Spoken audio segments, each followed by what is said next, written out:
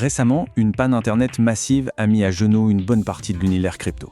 Et pourtant, au milieu de tout ce chaos, un réseau, lui, est resté complètement imperturbable, comme si de rien n'était. Alors comment c'est possible? Eh bien, la clé de ce mystère se trouve dans une seule et unique défaillance, mais avec des conséquences totalement inattendues. Cette petite phrase, postée par un utilisateur sur X, résume tout, mais alors parfaitement. Un château de cartes construit sur AWS.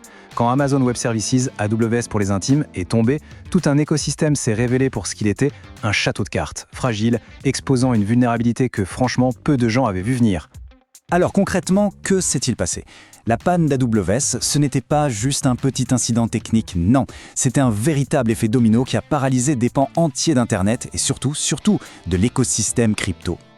L'étendue des dégâts est juste sidérante. Prenons Base, le layer 2 de Coinbase. Son séquenceur lâche et hop, le débit chute de 25%. Sur Polygon, c'est encore pire. Près de 80% des transactions étaient complètement bloquées. Optimism, Arbitrum, Linea, tous ont subi à peu près la même chose. Et puis il y a eu le cas de Coinbase, un des plus gros exchanges au monde, où des milliers de personnes ont ouvert leur portefeuille pour y découvrir un solde à zéro. On peut imaginer la panique. Mais voilà, au milieu de ce carnage généralisé, quelque chose d'assez inattendu s'est produit. Un acteur majeur n'a pas seulement survécu, il n'a même pas sourcillé. Et c'est là que l'histoire devient vraiment fascinante. Pendant qu'une grande partie de l'infrastructure crypto s'effondrait, Solana de son côté continuait à produire des blocs, transaction après transaction, sans la moindre interruption. Comment est-ce possible? Comment expliquer une telle anomalie? La réponse, elle tient en un seul mot, un mot souvent utilisé à tort et à travers dans cet univers, la décentralisation. Mais ici, attention, on ne parle pas de la théorie, on parle de son application très concrète et de son impact crucial en temps de crise. Pour bien comprendre, il faut juste poser une définition simple, la résilience d'un réseau. C'est quoi? C'est sa capacité à encaisser les chocs. Et la clé pour ça, c'est tout bête, c'est de ne pas mettre tous ses œufs dans le même panier. Autrement dit, répartir ses opérations sur plein de fournisseurs différents et dans plein d'endroits différents dans le monde. Et là, ce graphique parle de lui-même. La différence, elle est juste énorme. D'un côté, on a 97,6% des lamises de Solana, c'est-à-dire la puissance qui sécurise le réseau qui n'est pas sur AWS. De l'autre, Base avec seulement 16,3%. L'écart est abyssal, et c'est ça en fait qui explique quasiment toute l'histoire. Le point crucial, il est donc là. Moins de 10% de ce qui fait tourner Solana dépend d'AWS. Cette diversité, à la fois géographique et au niveau des centres de données, ça veut dire qu'aucune panne d'un seul opérateur, même un mastodonte comme Amazon, ne peut mettre en danger tout le réseau. Bien sûr, après un tel événement, les critiques habituelles contre Solana ont vite refait surface. On a beaucoup entendu parler de sa stabilité ou de son instabilité supposée.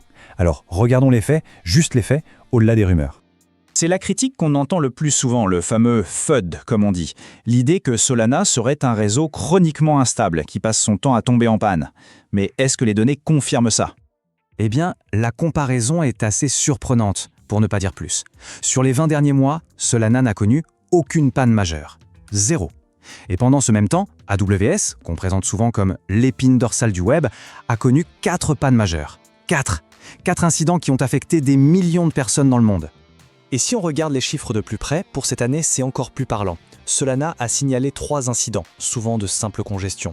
Base, de son côté, en a signalé 23, c'est quasiment 8 fois plus. Ces chiffres, ça permet quand même de remettre un peu les choses en perspective.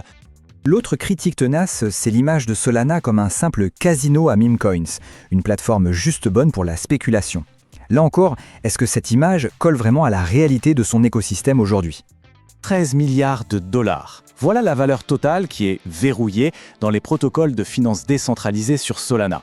C'est un chiffre qui ne cesse d'augmenter et qui montre que des capitaux importants, qu'ils viennent de particuliers ou d'institutions, font confiance à cet écosystème.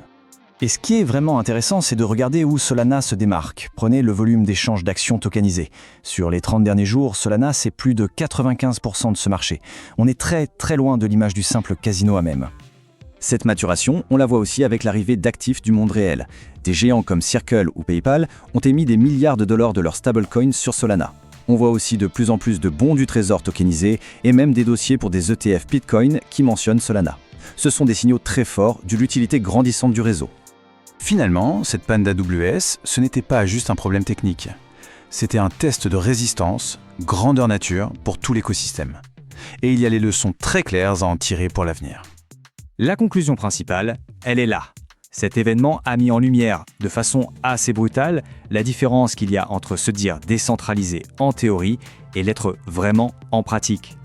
La résilience de Solana n'était pas un coup de chance, c'était le résultat direct d'une architecture pensée pour survivre justement à ce genre de défaillance centralisée.